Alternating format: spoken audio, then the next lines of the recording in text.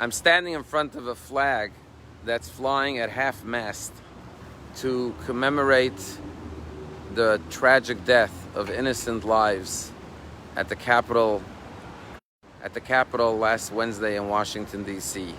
And of course, our country is mourning the loss of innocent lives, and as Americans, we should never ever tolerate violence in our country. Never should we tolerate any acts of violence. However, I want you to know that the truth of the matter is that I was thinking to myself, there are so many people who are in pain today. We've had a very difficult year between the coronavirus and the other hardships that we've experienced this past year, and now the turmoil that we are experiencing in our country. But the truth is, almost every family has its hardships. Every person has their struggles. And indeed, I was thinking to myself, the idea of a half-mast flag tells everyone, when you see the flag at half-mast, it tells everyone, we as a country are in pain. And I was thinking, imagine if every home had a flag. And imagine even if the flag said what the hardship of that particular family was. Like, this family is going through the struggle of someone in the family has coronavirus and is sick. Or God forbid someone is struggling and battling cancer. Or maybe a parent has Alzheimer's. Or maybe they have difficulties with finances. They're struggling to put food on their table. Or maybe they have difficulty with one of their children has a drug addiction. Or maybe they're going through a divorce. And there was a flag outside each house. When you went by the homes, you saw that this family is dealing with this struggle, because when something affects one person, it affects the entire family. What would happen was that it would change our lives, because first of all, we would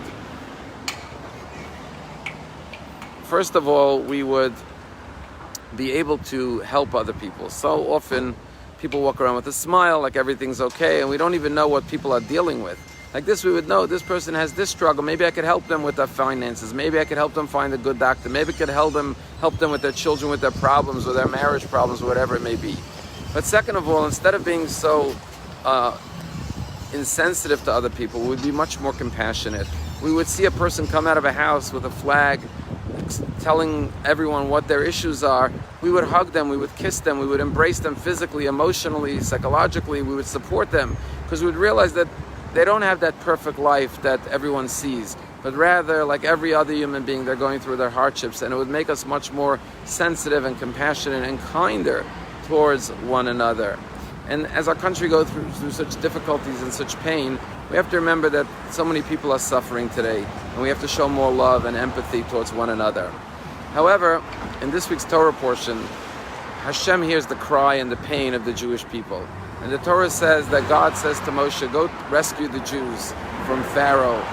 And God says, V'gam ani shamati, and I also heard es na'kas b'nei Yisrael, the cries of the Jewish people. And our commentaries ask, why does it say, and I also heard? Who else besides God heard?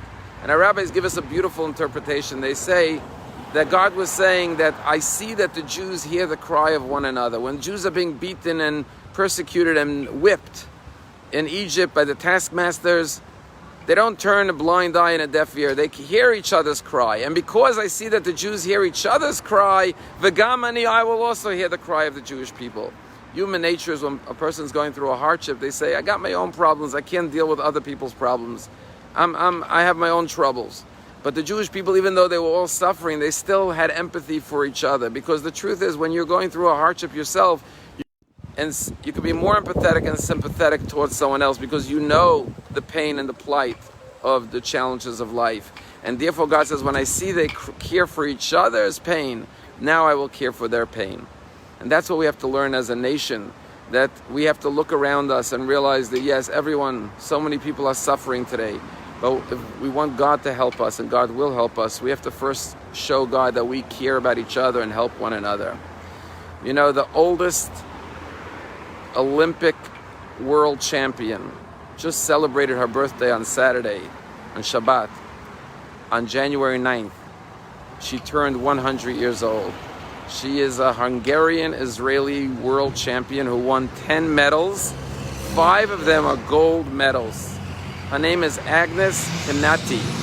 And Agnes Kanati Agnes Kennedy was born a Jewish girl, Agnes Klein, in Hungary, in Budapest in 1921. And she became known as the Queen of Gymnastics.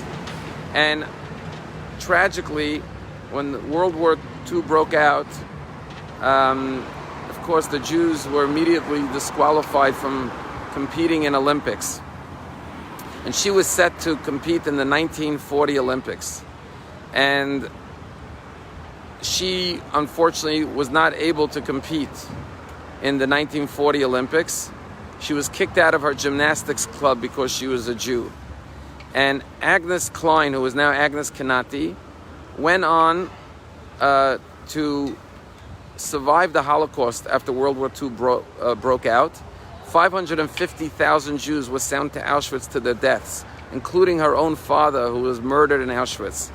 Her mother and her sister survived the Holocaust thanks to Roel Wallenberg, who saved their lives. And she realized that her life was in danger, and she fled to the countryside and changed her name from Agnes Klein to Kennedy and became a maid in a Gentile home and survived the Holocaust. After the Holocaust, she went back into gymnastics, and she wanted to compete.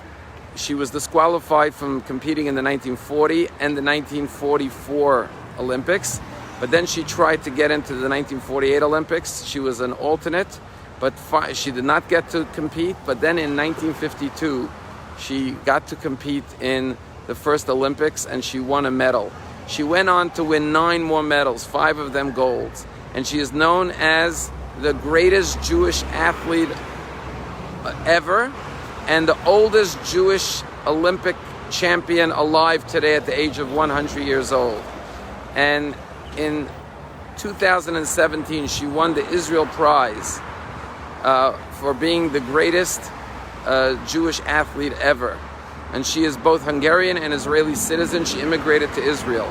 And she celebrated her 100th birthday with 100 candles in her cake this Shabbat, this Saturday, at the age of 100 years old. And she survived World War II, she survived the Nazis, and yet she went on to compete. Her first competition was in 1952 at the age of 31 years old, which is pretty old for a gymnast to start their career. And yet she went on to win 10 medals, 5 of them golds, and is the greatest Hungarian female Olympic champion ever. And at her birthday party, they asked her, "What is your fondest memory of your life?"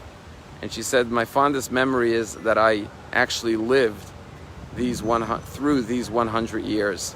And so we look at someone and we think they're a champion, they're a world-class gold medalist.